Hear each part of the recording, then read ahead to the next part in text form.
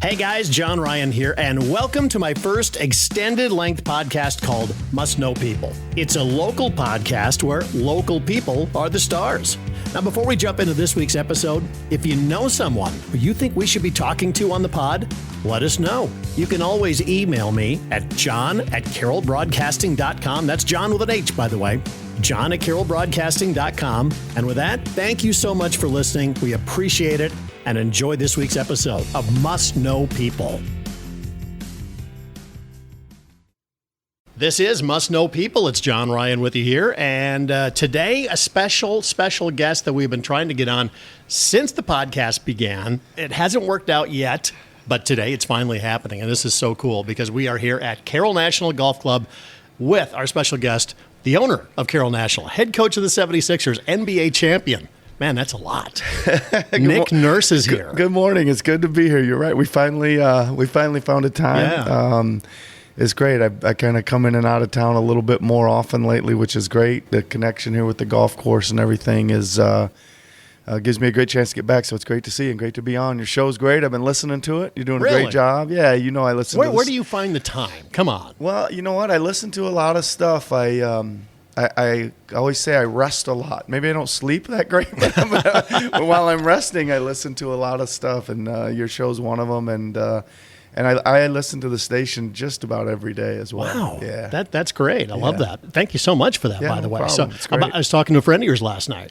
Who's He's that? building our deck, Doug Lighting. Oh, right. Awesome. Yeah. He's like, Awesome. oh, Nick, yeah. He goes, played a lot of ball with him. And I thought, well, how'd you do against him? He goes, no, I played with him. Yeah. He sure did. You're older than me. Yeah. Good player. Yeah. So, I thought about this and I thought, I'm interviewing you, and you've been interviewed by just about everybody out there. I mean, everybody from my favorites, Dan Patrick, Rich Eisen, one of my all-time favorites there, Colin Cowherd and all that. Yeah. Who the hell am I to be talking to you, Well, I tell you what, it's pretty surreal. Like just like you, like I'm big fans of those people. Listen to their shows and then you end up being on their shows. Sometimes it's kind of funny to look back and kind of see that. But big fan of yours, so I'm here. I'm here as well. Yeah. We're going to turn that around completely here. So there's so many people that are way better at analyzing basketball than I am. But I'm just going to say, you guys had a crazy good offseason so far. I mean, you guys have been aggressive and all of that. You got to be thrilled for the upcoming season.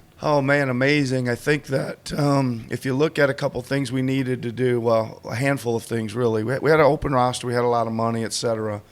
You kind of got to go by tiers of what players are kind of in each tier. And obviously, Paul George was the cream of the crop and kind of the star players available, and we got him. And then when you went to the next tier, Caleb Martin is arguably the top player in that tier as well, and we got him. We needed a really good veteran backup center because Joel's kind of in and out. Joel Embiid, our starting center, MVP center, but had a tough year with injuries. Actually, we got Andre Drummond to fill that role in any games that Joel isn't there, who's also very good. We re-signed Kyle Lowry as a kind of veteran presence in the locker room just yesterday. Oh, wow. I did not know that. Yeah, and we got some more guys. We re-signed Kelly Oubre. We signed veteran shooter Eric Gordon. Did you put yourself in the championship conversation right there? Well, I think we're got to be a contender for sure. I think that we're in one of those little spots where I think everybody's going to say the Celtics are no matter what anybody does, the Celtics are going to be the favorite. Rightly so, clearly so. But I think we got to be in the group of next best, yeah. I tell you, I just wanted to get a little bit of 76ers talk in there. Yeah, no but, problem. Like I said, people that know way more about it can ask way better questions than I can. But I want to talk about this place. Okay. I found you walking around this morning just kind of looking at everything. Yep. And it just kind of like, wow, this is really coming together. Yeah. Do you walk out here and think, I own this?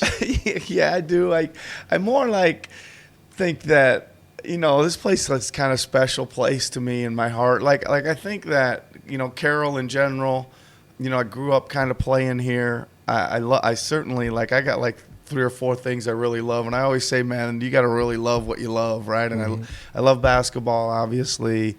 I love golf. I'm really proud of being from Carroll. And it just kind of came together almost like I don't know. It was good timing, meant to be, whatever. But yeah, I was walking How around. quick did it all come together? Did it come together quick? No, not really. I don't think anything like this does, come together that quickly. It was, I can't really remember, John, but I got kind of a random email from one of the members because they were trying to decide what to do because obviously it was financially it was struggling a little bit and just kind of wasn't what it used to be and all those kind of things. And it kind of again, like if you think about things are meant to be, I literally got the email. I was on the course in Toronto where I was with the Raptors for a long time, and I was playing with a friend of mine who owns a few courses up there, right?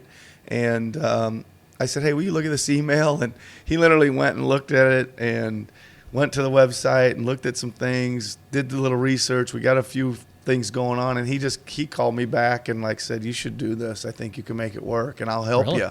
And that was a big step forward because he knew the golf business or how to run courses and all that kind of stuff. His name's Greg Seaman, and he helped me. And then I kind of had to get some other people in place. Luckily, my former high school teammate and classmate Michael Pringer decided to become our general manager. Brian Billmeyer, another guy I went to school with, was former golf pro out in Arizona, and we just kind of, I thought, got what I tell them, they're my Mount Rushmore of people. I mean, we really had a good group of people. Like I couldn't think of it lined up better. So then it always takes a while to get the deal done, and I'll get through all the paperwork and clean everything up and all that kind of stuff. Did it feel like more pressure because this place was so special to you?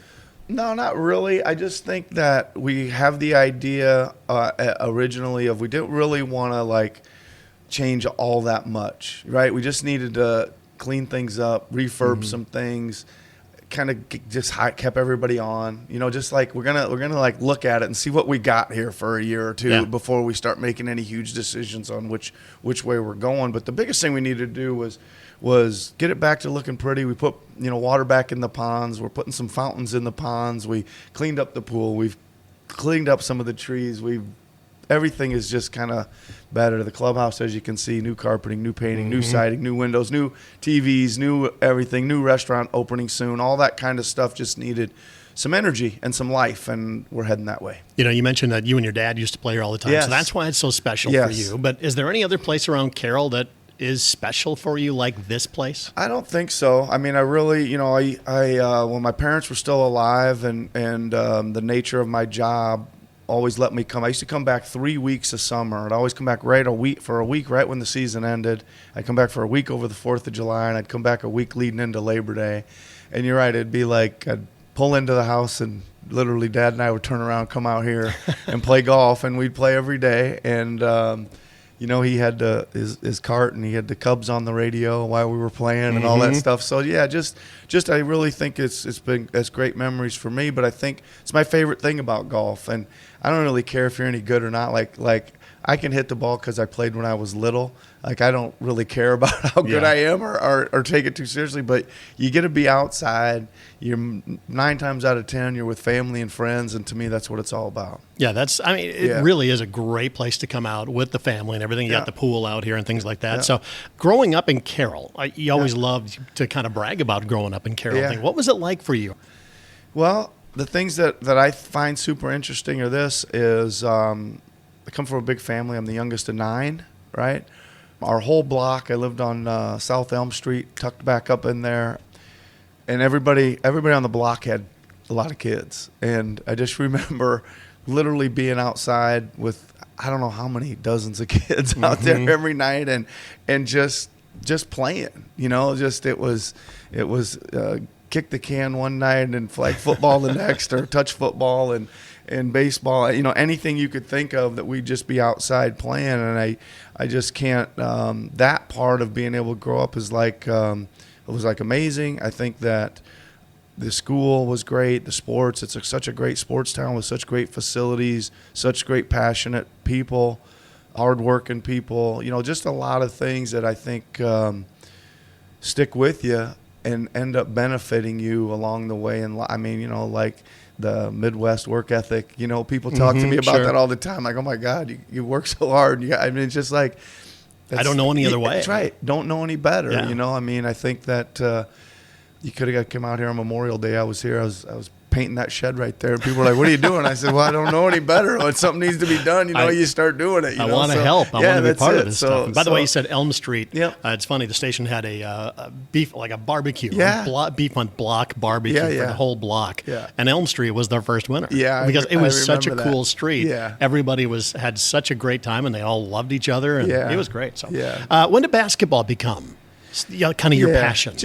Well, I think that there's obviously a couple big things. One, 5 older brothers. I was playing from, the second I could pick up a ball and hold it, I was dribbling around. What courts did you play in? Driveways or just what? Yeah, for sure. I mean, we had a hoop in the driveway, and every little Nerf hoop and every number of those in the house and things like that.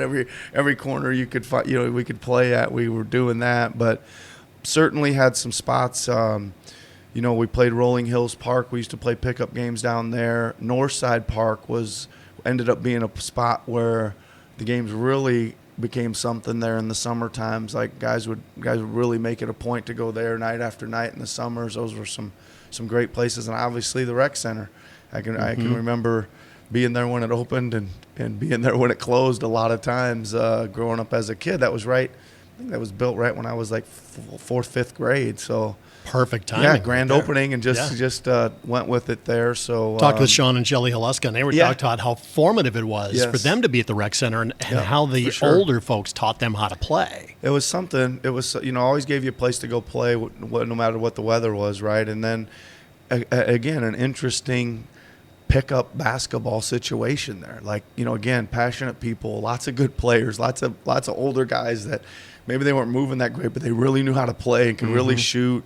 And they probably were moving pretty good too, to be honest with you, right? Like staying in shape and all that kind of stuff. But they knew how to toughen you up too. 100%. Like great, like really good like basketball. Like, guys that knew how to play the game, pass the ball, cut, move, compete. Like, they wanted to win those games and stay on the court and all that kind of stuff. I think that was always a big thing too. But you knew you had nature, next level talent, right? I don't know about that. I mean, I played a lot of sports, right? And I think that, just being in the environment I was in with the older brothers all playing and the competitive nature of that, it was going to be decent in all of them. I obviously our high school team was really good, amazing group of guys. But, when I was getting down to the end of it, I was kind of trying to decide, was I going to play football or baseball or basketball? And nothing really was materializing. We won the state championship in basketball, which kind of made that one kind of jump to the front a bit. That was 85, right? 85, yeah. And then actually what happened was I went to the Dr. Pepper All-Star Games. It happened to be at the Unidome in Cedar Falls and had, 3 really good games. And after the tournament, the coach came down and offered me a scholarship. And this is like late July leading into school starting in August. Wow. So you had no plans before that? I had registered to go there, but I was still looking around. And I was planning on just kind of walking on in football and see what happened, and walk on in basketball, see what happened, and maybe try baseball and see what happened. But I got really lucky there that basketball, ended up working out for me there. And then really the next step was I was there and I got a degree in accounting. I was going to go be an accountant, and about my senior year I was like, listen, I love basketball too much. I can't leave this. I'm not going to be an accountant for a while, and started coaching and haven't accounted for much since then. That was a few years ago now. There you go. You got to go back to that 85 team, though, because everybody's talks about, this is the 85 team, but you guys were a team long before that. I mean, you were a group that was cohesive. What was the intangible about that team that made it a state championship to you? Just a lot of things. I think that, I always say that we were kind of sitting there in the front row at Kemper games when we were like in 5th and 6th grade, like the whole crew of us, like we'd be there in front row. Did you sit on the stage? Just because they had the stage and everything in one gym. We sat on the stage a lot, and we sat on the front row of the other side a lot too. Just total like idolizing, the players. They were going to the state tournament, and that gym was packed with fans. And I don't know, I guess we were dreaming then about being a good team and a chance to try to win a state championship. But a lot of things come together for that, right? Amazing team. Wayne Chanley was an unbelievable coach. and just kind of kept working at it and we got there. It's funny when you're a kid, the place seems huge. If you were to go back and see it now, before it was remodeled, I remember calling games there. Yeah. And you had to sit on the stage and you had to tuck your legs underneath into this little cubby hole thing. Horrible place to do a game. It was a narrow court too. The opposing teams used to complain about, call it the bowling alley and all that kind of stuff, but helped our defense, that's for sure. Pressure defense. Yeah, you don't have to guard side to side all that way. So what would you tell a younger player coming up now what they need to do to get to kind of your level of success, to get to the next level of college? Well, I mean, obviously things have changed quite a bit, but the game has changed, but the what you put into it hasn't. Is that true? Yeah, I think that I still am a big advocate of playing multiple sports. I really thought that was a big help. I'm a big advocate in I just think that the not focusing sometimes on it helps. I don't know. I just like the little bit of off season where you're not doing it all the time. But again, it was for me playing all those sports. It really was total dedication. Like if this was 1984 right now, I'm sure it's 7 a.m. here. We're up early, and I would have been up early. I would have been running or shooting or lifting or something to get ready for the season, whatever sport it was. Level of dedication is obviously super important. Playing games is super important. I think playing those pickup games, you learn a lot. Playing against better, older players, you learn a lot. All those things. Was there anything about UNI that was special for you? Tons of things, man. It was little changeover. The program was struggling when we got there. Eldon Miller came in from Ohio State. I credit those guys, Eldon and Wayne Chanley, for giving me 2 incredible basketball experiences.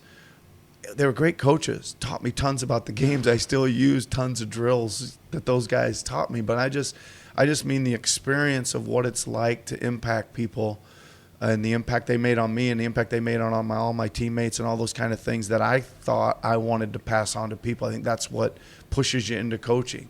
You want to see people reach their potential or exceed even what they think they can become, on or off the floor. And I think those guys, both Wayne Chanley and Eldon Miller, gave me those experiences. It was an incredible experience in Northern Iowa. It's funny how you got into coaching, because I know you said you went to play in England. I just thought, just extend the career a little bit, have a little fun. And you didn't realize that they wanted you to be a player coach. So it's like, there's your first coaching experience right out of the chute going, oh, okay, I'm the new guy and I'm the head coach. Yeah, that was funny. What team was that with? That was with Derby. The team was called the Derby Rams, and it was about 100 miles north of London. But what happened there is I was a graduate. I was a student assistant at Northern Iowa, finishing up my degree. I had like 11 credits to finish up after my 4th year. So I stayed, and in the middle of that season, I got a call from a team needing a point guard, and I was like, well, geez, I'm not really in shape. That in shape anymore. So I started getting in shape, working, getting myself back ready to go play for this team. And I spent a couple months doing that, and it kept getting kind of delayed, and then it kind of fell through. And then here I was like in game, like preparation shape. I was back in shape and playing a lot, and started looking for a job. And I got offered a job in Germany, and that same day I got offered this player coach job, quotes. I'm using my quote fingers now, to go to England. And I decided, I kind of want to coach, so I'll do the player coach thing. And I think I was about 22 years old, and just got on the plane and went for it, man. Something stuck, because you stuck with coaching. Yeah. Right? Yeah, it was fun. It was what it was like? It was almost like being the point guard on a team without a coach. Because I was a point guard, and that kind of leading, calling plays, my whole career, high school, college. And that's kind of what it was like. It was funny, though. I mean, I was like 22. I had a 35-year-old center. Most of my, what I mean? Most of my guys were older. I mean, almost all of them were older than me. We did have a few younger guys, but that was just strange. But, it's a lot like anything. I learned there that leading by example goes a long way, right? I was, we'd run sprints at the end of practice. I'd try to win them, like everyone, and push everybody else. And we're out there playing, and I just had to play really hard. And couple cool things was I didn't sub myself out much, and I gave myself the green light. That's one benefit of being a player coach. But didn't shoot too many. Did you shoot logo threes? Yeah, I shot a lot of threes. I mean, even this was like in 1990, 91, whatever it was, and We did. We were ahead of our time. We had four 3-point shooters, and we were bombing and all that kind of stuff. It was really fun. Really, really fun experience. How different was the European and the English version of basketball as compared to here? Well, it's a little more wide open, right? Well, that was really something. That was really something different after being like in a big time college program, right? Where things are pretty good, right? You know what I mean? And we went over there, and it was like we only had 2 scheduled practices a week. We practiced on Tuesdays and Friday nights, and it was like, and we played every Saturday night. It was so getting things together and getting guys together on other days. Those guys, some of them were working. We had about 5 probably full-time pros, and the rest of the team was guys that were kind of semi-pro guys, and just figuring all that out, the rhythms of it and all that stuff was interesting. But then it kind of led to a lot of stuff. I just kind of liked it. I started getting a little bigger jobs. I was going to say, when were you sold on coaching? They're like, hey, this is what I want to do. I'm in on this. You know what? I probably wasn't totally sold till the second time I went back to England. So I did that job for a year. Then I got the Grandview job. Then I went to South Dakota. Then I decided, you know what? I think I like pro coaching, and I'm going to go back to England. And I went back there. And then I was like, kind of midway through that season, I was like, I'm either going to do this or I'm not, right? And I kind of just trying to figure out what else I wanted to do, and I wrote a few things down, and they all looked like things I can't say. Look bad to me. It didn't look good to me. The other options, I said I better get coaching, and I was about 26 then. That was probably the turning point where I said it's time to go for it. Did you physically write a list? Yes, of things? I did. What was on that list? Do you remember? Yeah, I do. I don't know if I want to. It's like real estate. Run a recreation department. It was like none of it's insurance. Just jobs. And I was just like, those don't look as good as coaching to me. So I'm gonna dig in here. I really started studying the game. I was really fortunate to have a lot of interesting people come into my life along the way that set me on a path I thought away from X and O's. I obviously studied that like crazy. Like I used to. Yeah, you're known as an innovative offensive coach. I mean, that's. I mean, I obviously studied all that. Like I can remember back in the days when I guess I would say I got the pro bug. I was. Back in the VCR days, I was taping every NBA playoff game and had a second VCR and doing edits and rewatching end-of-game things and making all these charts on how to, so I certainly studied that, but I think I got veered way more into the sports psychology side of it, the building chemistry, how to get guys to play harder, all those kind of things. And that's what I started experimenting with, I guess is the only word I can think about. And what I started to do was I really was taking like any little group. I'd go to Italy for a couple weeks in the summer and coach a summer league there, and just to get a group of guys together and see what we could do with them. Experiment on it a little bit. And I'd go to Long Beach and go to a summer league there, and I coached in the USBL in Enid, Oklahoma. It was kind of like if you had a team, I'd coach it because I was just so interested to work on those dynamics of 2 things, really, cohesiveness and playing harder. What can we do to play harder than the team we're playing, and what can we do to be more connected?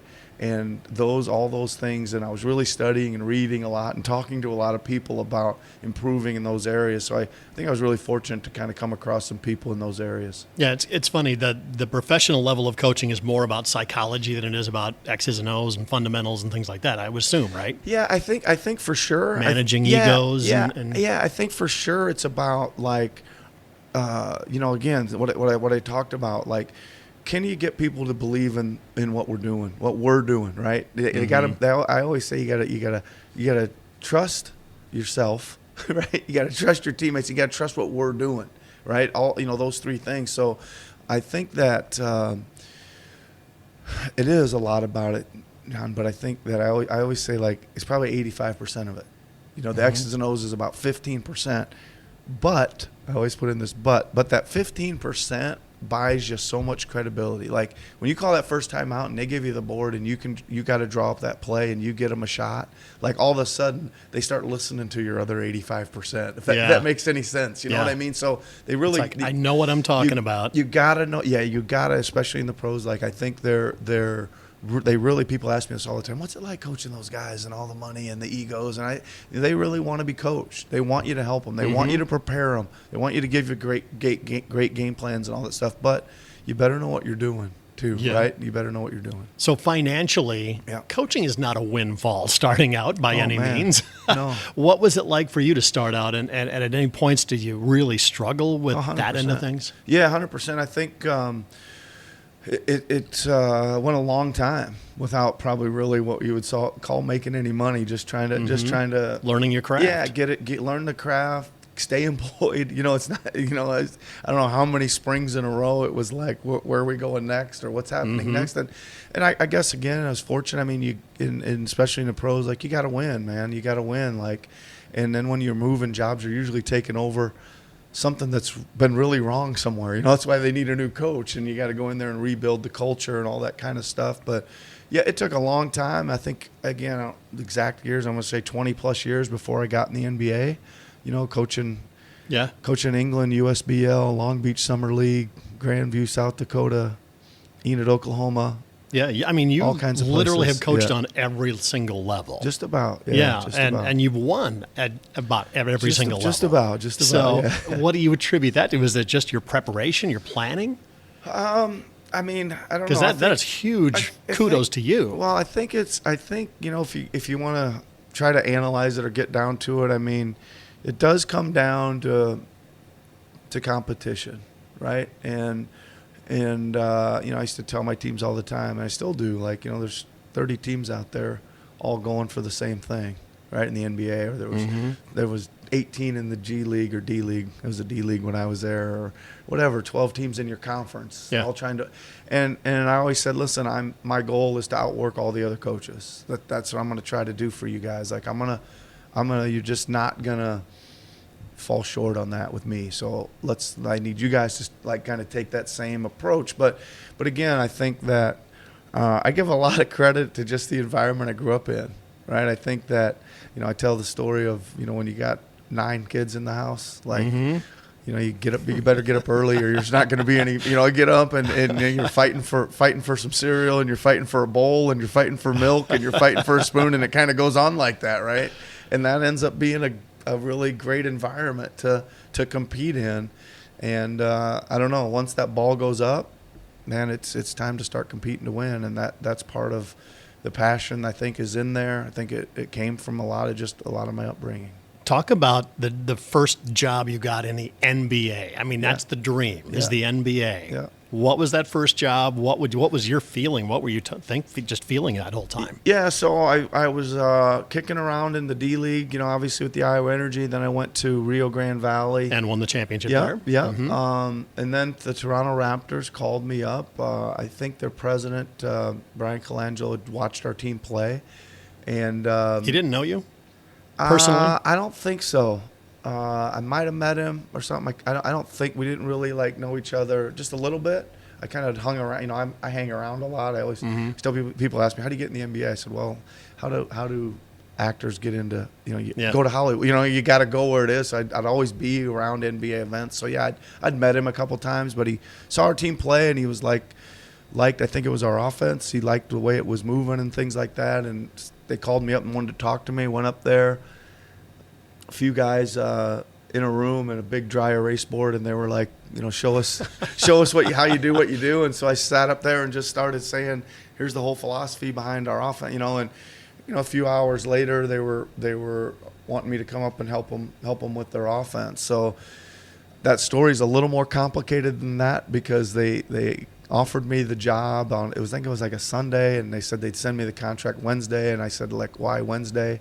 And they said, well, it's kind of like the new year. They have options on their contract and all that. Well, I woke up Wednesday morning. I was actually in Carroll. I woke up Wednesday morning and said they'd let them all go. And then Masai Ujiri got hired. He did keep Dwayne Casey as the head coach. And then I formed a relationship with Dwayne, and he still ended up, about 6 weeks later, ended up going to Summer League and working for the Raptors. But, yeah, I mean, thinking back and so that was a walking, long about way. it of was. getting It was. that job. Yeah. I didn't make anything easy getting there. We'll or see. even The contract finally. Wednesday was Yes. not the same thing. Yeah. It wasn't easy, and none of it was easy getting there. But once we got there, When you signed that contract, though, how did you feel? I felt awesome. And again, the story is it was kind of, things were in flux. I literally hadn't signed the deal. I thought I was going there. Vegas Summer League was starting just like it is now. Like I just flew in from Vegas this morning. I told Dwayne, listen, I've coached the Summer League teams before when the D League, and so I'll coach the team. Like, we didn't really have a staff yet. And I was out there coaching the staff, and literally we were in a high school in Las Vegas getting ready to start practice, literally. And Masai Ujiri walked in. We went into the high school coach's office. He put a contract down. I signed it. When I walked out the door, blew the whistle, and huddled everybody up. The first practice started. So that's how that went. No time to celebrate. Yeah, no time to celebrate. Did you buy yourself anything to celebrate later on? No, I didn't. No? I didn't. I do remember just getting going, man, and that's kind of what it's about. I just think that there's always kind of the next thing to do, and we just literally practiced, and the game started, and it was like a long time ago. Jonas Valanciunas was playing for us at Summer League, and he's been around for a while now. Some names from the past there, for sure. So how long? Just a couple of years between that and you being named head coach? No, 5 years. Oh, was it 5? 5 years It as doesn't an seem- assistant. Yeah. To everybody else, it doesn't seem Goes so long. fast, to you, right? it has to probably seem like an eternity, right? Well, I was 10 years in Toronto, which is 5 as assistant and 5 as head coach. That's a long time, really, Yeah. in coaching, and especially in NBA life, to be lucky enough to stay one place for 10 years. But yeah, 5 years and 5 years. Yeah. How about the head coach job? I mean, clearly you obviously wanted that job, and Yeah. so how did that go in the hiring process, and how did you feel when you signed that contract? Because that's then all of a sudden you're the guy. You're responsible for everything. Yeah, that one was also interesting, and so we were having some really good seasons there in Toronto. I went in 48, 55, 59 games one year, and I've actually interviewed. I thought I was going to get a head coaching job the next year. I'd interviewed at Phoenix and interviewed at Charlotte. The Detroit job came open. I was getting ready to go interview there, and it was kind of weird. All of a sudden, I was getting to the stage where the owners were coming. Like, I was going to meet Michael Jordan, and the Phoenix owners were flying to Toronto, and it looked like I was getting ready to get off these jobs. And all of a sudden, they started disappearing a little bit, and I was kind of wondering what was going on. Yeah. But Toronto had interviewed me as well. Waited about 6 weeks, interviewed me a second time, and then gave me the job, obviously. And then the whirlwind, like, once you get the job, the whirlwind hits. So taking that head coaching job probably in Toronto would have been the easiest thing because you're familiar with the organization, you're familiar with it. Yeah. So you really got lucky that way. 100%. I shouldn't say lucky. No, you earned it. No, super lucky. That's exactly a couple things. One is I knew the whole locker room, and even probably more intimately than, as an assistant, you're in there kind of with those guys even more than you are as a head coach. And we had a great team. And then, I don't know what it was, maybe a month after I got the job, we signed Kawhi Leonard. And Danny Green, we got him as part of the deal as well. So all of a sudden, like, we were really, really good. And, so that was super fortunate. Yeah. How much does a coach have to do with the roster? Do you have a ton of input? Yeah. You have your, what do you think? Yeah, but for sure. Do you have a lot of that input saying, this is the guy we need. We want this guy. Yeah, for sure. There's obviously the front offices, make the final call and all that stuff, and it differs from team to team. But yeah, you're working hand in hand with, like, what do you want? What kind of style of play? What do you think our team needs, et cetera? And it's super complicated, John. Trust me. I've been, these last 3 weeks, we had a whole roster to fill and figuring all this out, and the salary cap, and who's at what level, and how it all fits in, and how it affects the taxes. You tell me you didn't put your accounting and all this stuff. Degree to work there? I put it to use every day. Talk about NBA coaches. Are you guys like competitive with each other, or do you get along? Is there like a fraternity of coaches and things? Yeah. Both, I think. Yeah, for sure you're competitive. So who would be like some of your good buddies in the head coaching obviously area? I'm really good friends with Chris Finch, the Timberwolves coach. We worked together. We coached against each other in England. We worked together with the Great Britain national team in the 2012 Olympics. Quinn Snyder's a good friend of mine. Kicked around with him in the D-League as well. Chauncey Billups has become a good friend of mine. Teron Liu knows Spolstra really well. So yeah, you get to know a lot of them. Yeah. But you're friendly, but when it's come time for competition. Yeah, and it's a little bit strange. You're kind of in and out so much that there isn't a whole lot of interaction during the season. Like you come to the city, you're preparing like crazy, you're watching film, you're having walkthrough, you're having shoot around. Literally come to the game. I always get there about just before 90 minutes before the game. I always have a road press conference that starts 90 minutes before the game, so I get there just before that. You're again prepping, you go out.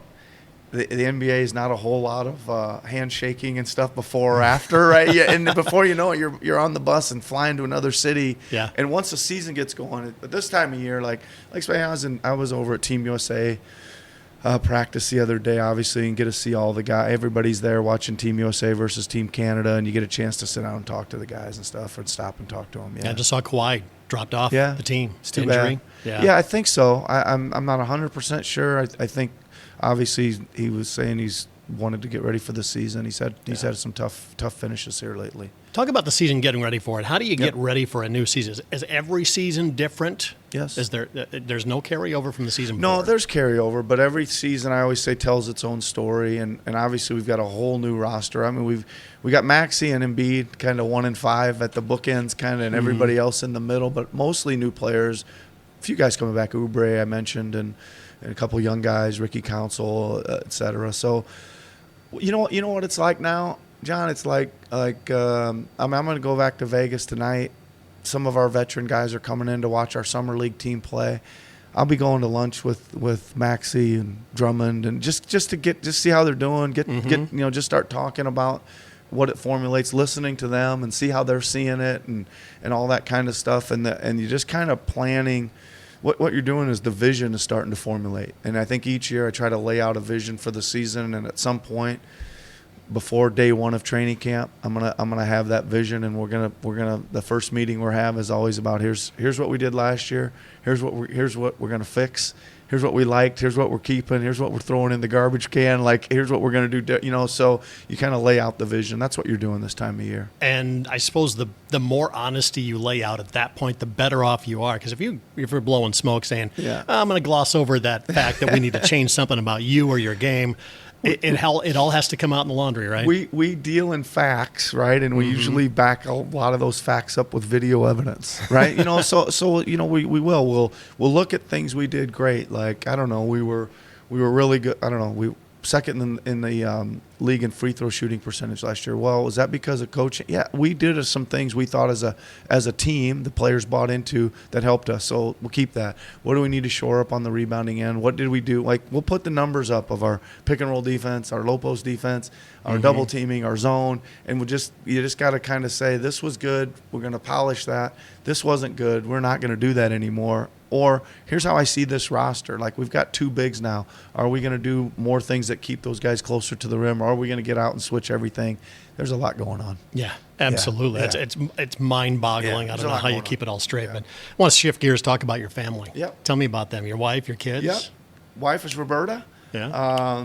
Got 3 kids. I got son Noah, who's 20, who's doing an incredible internship right now in D.C. And I got Leo, who's 7, and Rocky, who's 5. And I named him Rocky before we moved to Philly. There was no kissing up to Philadelphia on that one. So your wife was an athlete, right? That's got to help when she's got to understand your schedule and all this stuff. Yeah, she's a coach, too. She's a volleyball player. She played volleyball at Florida Gulf Coast University, and she was also I met her when I was down in the Rio Grande Valley. She was coaching the University of Texas, Brownsville down there. And that helps. Yeah, she understands the coaching mode for sure. And like to say about her is she is the most composed person I've ever met, and it really helps me.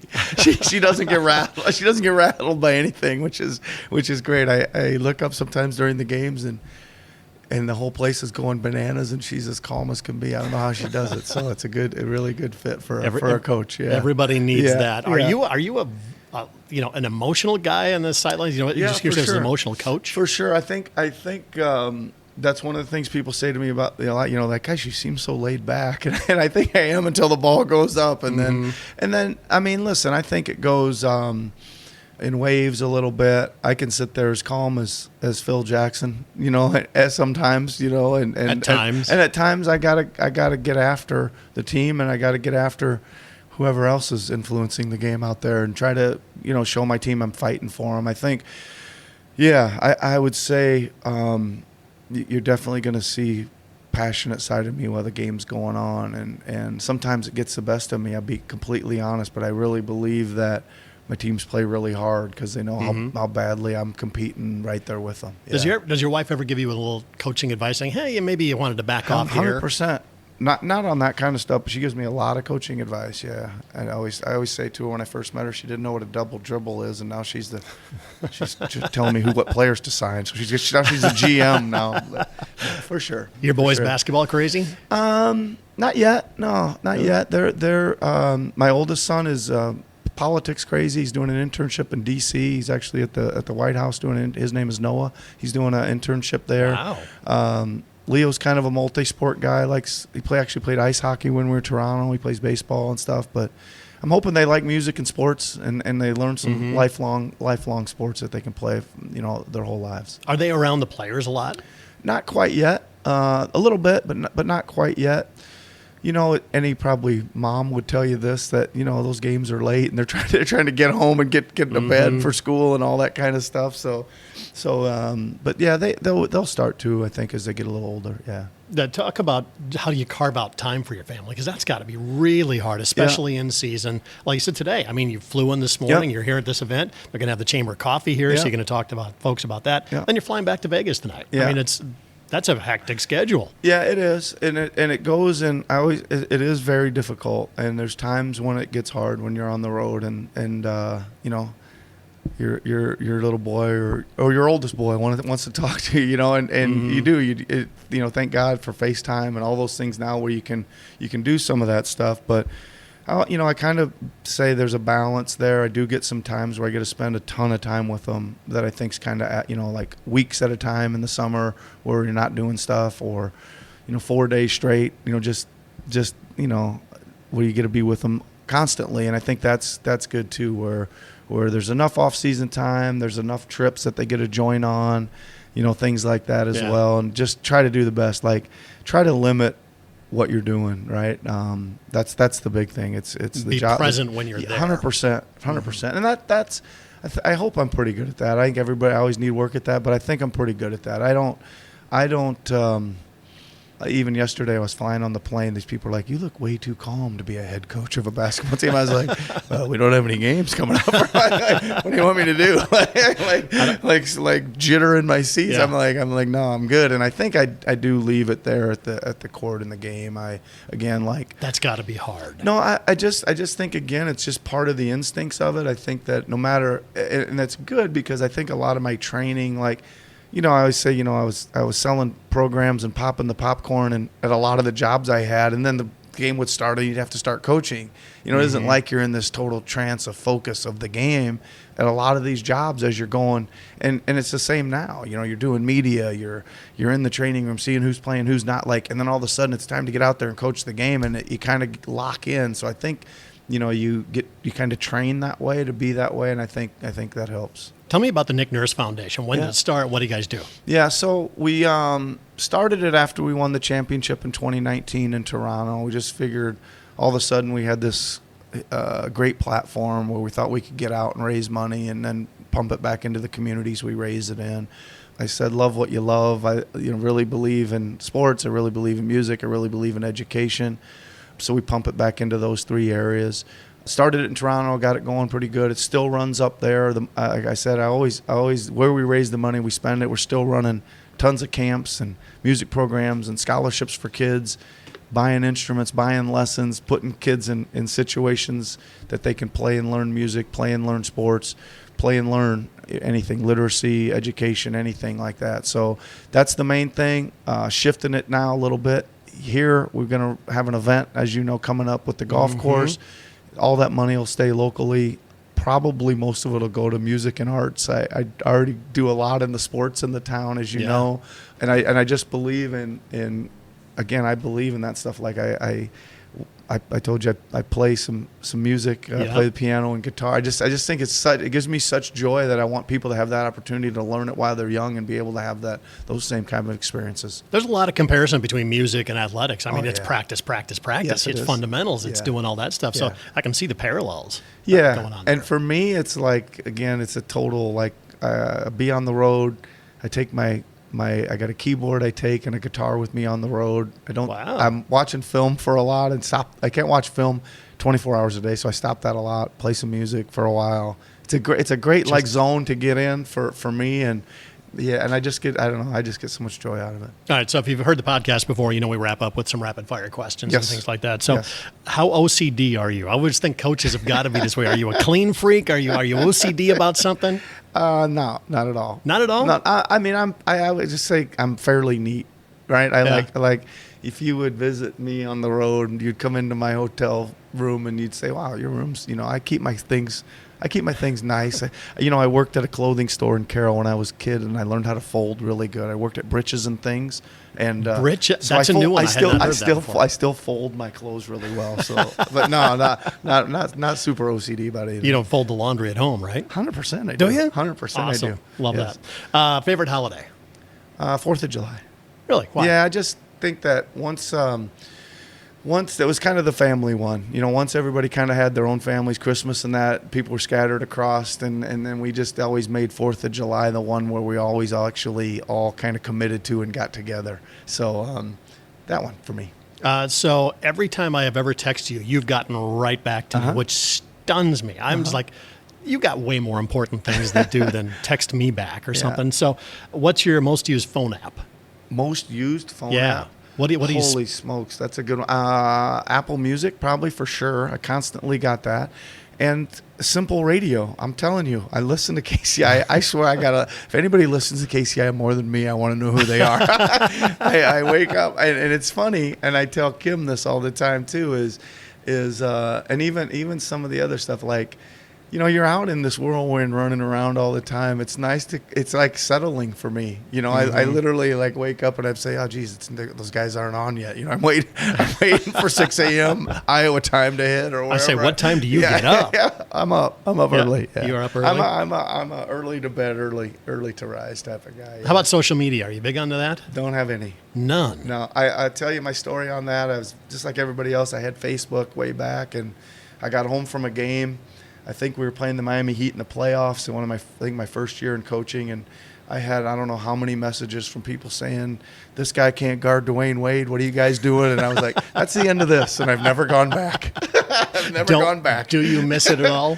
No, not at all. I have it. My foundation has it, but somebody runs it for me. Obviously, we have it here at the course. You have to do some things in it for sure, but I don't miss it. Earlier in the conversation, you mentioned they're on my Mount Rushmore of influences and things like that. So growing up, I was a Celtics fan. I think you were too, right? Give me your Mount Rushmore of players growing up that you idolized. Well, geez, younger. You're right. I was a Larry Bird, Kevin McHale, Danny, all those guys. That was. I think we all were watching that. It's kind of like the only teams that were on back then was the Celtics, Lakers, and Sixers. I think maybe the Knicks got sprinkled in there once in a while. Right? I even go back further to Hondo. Havlicek and Dave Collins and all those guys. For sure. Remember all those guys for sure. But you know what? I think that, and again, this is, everybody's going to say this, but when I went in 95 to England, I was running the triangle offense. I really loved it. I just thought it was so different than what everybody else was doing. And I was, this is so funny because this is like so dated, right? But I went to England and there was hardly any basketball on TV. And I found a company down in Germany, Pontel was its name, that would send me a video cassette every Friday. They'd mail me one in my hotel in England where I was staying with 3 Bulls games on it. And I'd put those in and study them and watch them. I'd probably watch them. I don't know how many. I had nothing else to watch. And I was really trying to study basketball at the time. So obviously, like Jordan and that era, I was totally totally fascinated by. And I always tell everybody Phil Jackson was my mentor, but he didn't know it. And I was just studying everything he did, from timeouts to subs to everything. And then I finally got to meet him one day, and that was amazing. And I went out to spend some time with him in Montana, like 3 days. It was unbelievable. Did you ever meet Bill Walton? Yeah. He just recently Yes, passed, I did. and everybody's got a Bill Walton story, it seems like. Yeah, unbelievably great guy.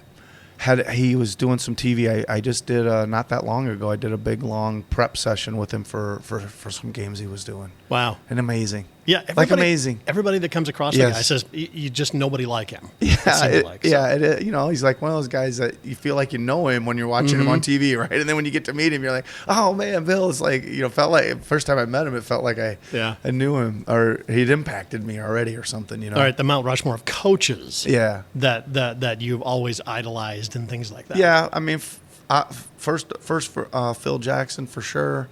There's a guy named Darryl Mudra that was the football coach. They called him Dr. Victory at Northern Iowa. Who he was the one that got me in the. He had a book called Freedom in the Huddle, which I actually got to know his family, and we re-released it a few years ago.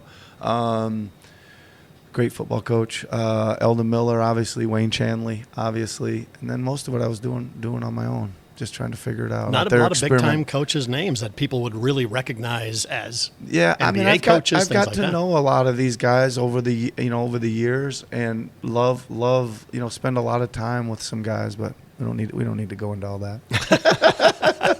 Are you superstitious? Some of them will be here. Some of them will be here in August for the event, so nice. It'll be really cool to have them here. Yeah. Are you superstitious? No. Not at all? Nope. I say I don't vibrate on those frequencies. I don't. It'd be too hard to keep track of that stuff. Now, you mentioned music. You're a huge music guy. Yep. Prince. Yep. Give me some artists.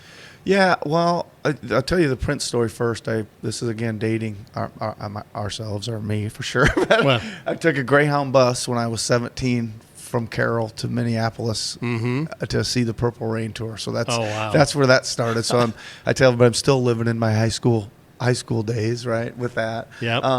But no, a lot. Like, listen, I've seen some amazing things. I saw Eric Clapton at the Royal Albert Hall, so I'm a big Clapton fan.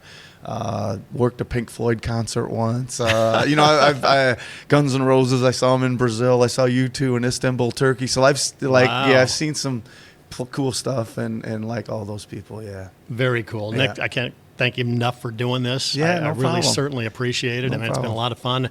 So you got the Chamber Coffee here coming up in a few minutes. Any other business ventures you're looking at around that you? We got the grand opening of this place coming up August 15th and 16th. So I got a kind of members appreciation day on the 15th.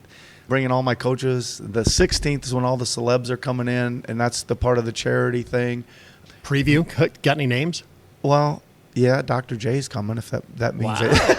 Okay. I had a poster of Dr. J on my bedroom wall when I was a kid, and he's gonna be golfing here. So that's awesome. I'm sure Kyle Lowry's coming, John Calipari's coming. Some of the coaches that I know and work with, and really I would imagine there'll be a few other 76ers players showing up, and other area college coaches showing up. Amazing stuff, man. Thanks so much. I appreciate it. No, thanks, John. Appreciate you. All right. Nick Nurse, once again, our guest this morning here in Must Know People.